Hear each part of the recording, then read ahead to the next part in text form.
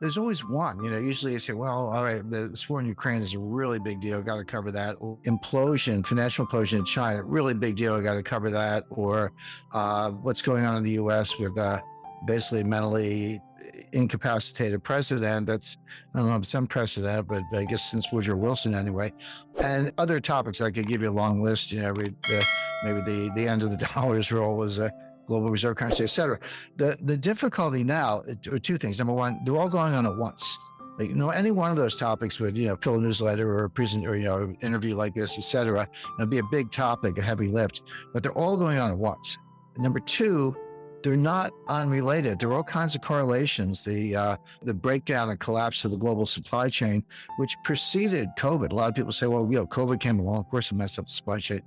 In my new book, Sold Out, I've got very, very good documentation that shows, no, the supply chain was breaking down before COVID. Now, of course, COVID made it worse. Yes.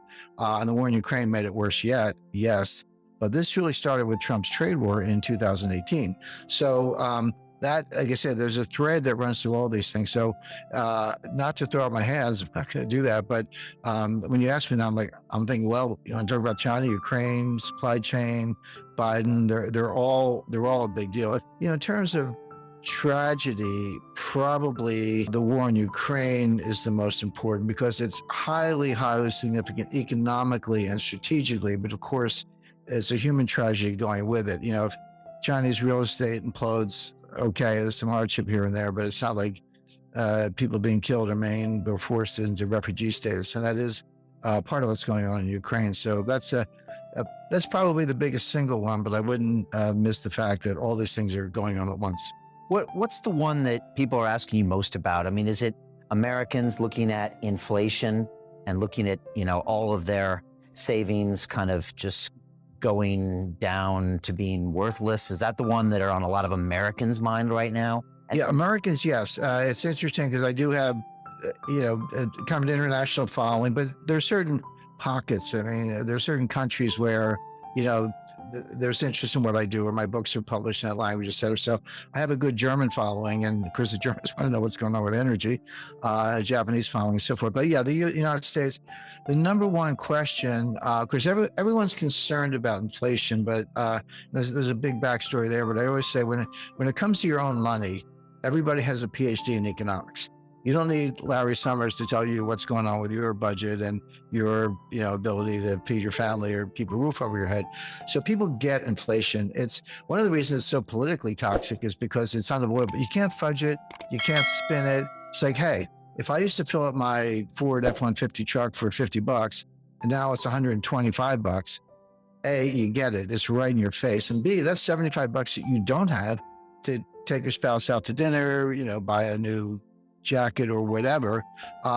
So there's kind of demand destruction at the same time you're spending more money on the one thing you can't do without. People get it. But then from there, the question I get the most is, hey, Jim, is this going to cause a recession? Are we going to have a recession? And as recently as a few months ago, I would say, yeah, I think so. You can see it coming late this year, early next year.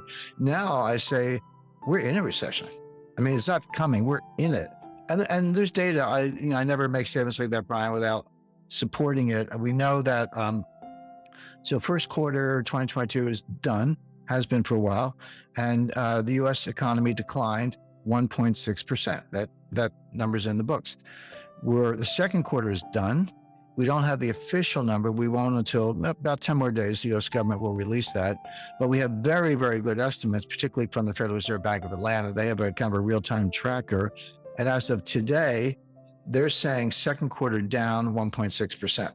So the standard definition of a recession is 2 consecutive quarters of declining GDP. There are a few more bells and whistles having to do with unemployment and a few other things, but that's the rule of thumb. So based on that, and based on the best available estimate for a second quarter, likely to be accurate, we're in a recession today. Now, it's not severe, but that's like saying I'm in bed with pneumonia, but I'm not dying. Well, okay, but we're in a recession right now, and there's a lot of whistling past the graveyard. I mean, the stock market is still greatly overpriced. There's still the buy the dips mentality hasn't gone away. It's still there. You got people like Jim Cramer yelling, buy Netflix or whatever. And, there's institutional support, there's momentum trading. Of course, 95% of the trading is by robots. So you got to reverse engineer the 27-year-olds from Bangladesh who don't get out much. They're the ones really writing these algorithms. I mean, brilliant engineers, but you'd have to show them around Wall Street.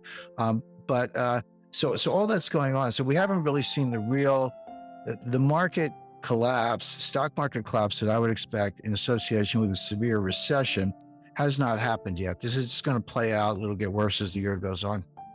All right. So you're expecting a major correction in stock markets. Yeah, and I'm not alone.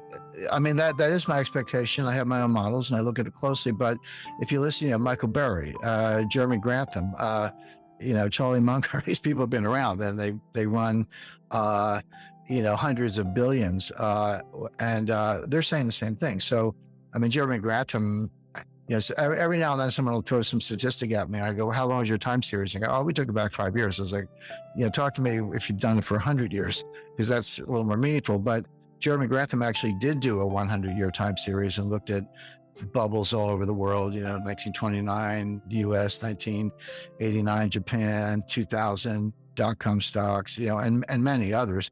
And he said he's never seen anything like it. It's a triple greatest bubble of all time times 3 in the sense that it's real estate, stocks, and other asset classes. So I do. That is my view, but it's shared by a number of other analysts.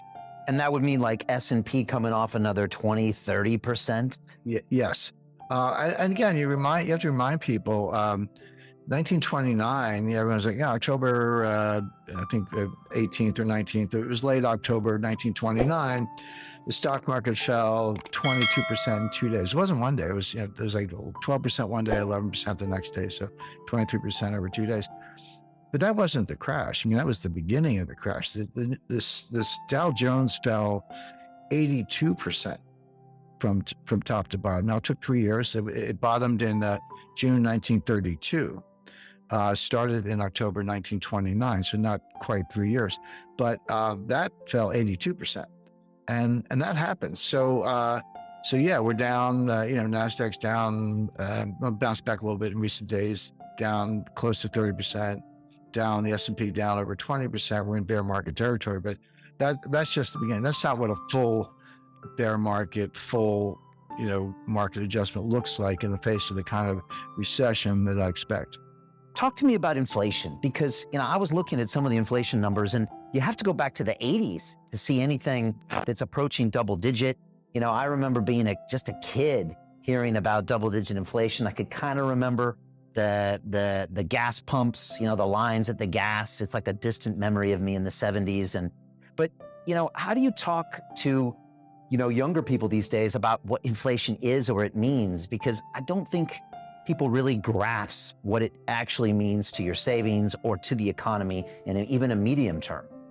Well, that's exactly right, Brian. And if you, you're a little younger than I am, but I lived through it. I started my career in banking in 1976, and I remember my wife and I used to kid each other. She was in advertising, I was in banking, and the inflation was so bad, you'd get a raise every like 4 or 5 months, and you didn't have to ask. They would just give it to you because they knew that you were going to quit if they didn't keep up. So she would get a raise, and she was making more than I was at the time. So we'd go out to dinner, and then I would get a raise, and I was making more than she was. So we would just tease each other about that. But that's how it was. And the psychology was, if you needed whatever, a TV set or refrigerator, new car, whatever, you say, I better buy it now because the price is going to be higher. If I wait a month or 2 months, the price is going to run away from me. So it had huge behavioral effects. Of course, gold was, going to the moon. There was a lot going on at the time. But Brian, you're right when you say we're putting up inflation numbers today that are the highest in 40 years. That is correct.